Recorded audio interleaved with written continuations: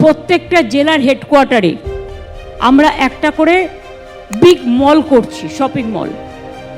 কিন্তু তার একটাই কন্ডিশন, আমরা 1 টাকায় জমিটা দিচ্ছি, জমি আমরা দিচ্ছি স্টেট গভর্নমেন্ট।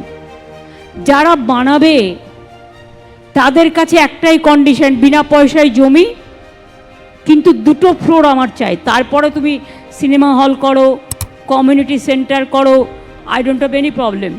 আমি 2টো ফ্লোর চাই ফর সেলফ হেল্প গ্রুপ, কারণ সেলফ হেল্প গ্রুপের মেয়েরা অনেক জিনিস তৈরি করে, আমাদের আর্টিজানরা খুব ভালো ভালো কাজ করে, কিন্তু তাদের মার্কেটিংটা তারা, হ্যাঁ অনেক মেলায় তারা পায়, পুজোয় পায়, ফেস্টিভ্যালে পায়, কিন্তু সারা বছরের জন্য মার্কেটিংটা ধরে রাখবার জন্য প্রত্যেকটা জেলায় যে যে জিনিসগুলো বিখ্যাত সেই জিনিসগুলো সেখানে থাকবে।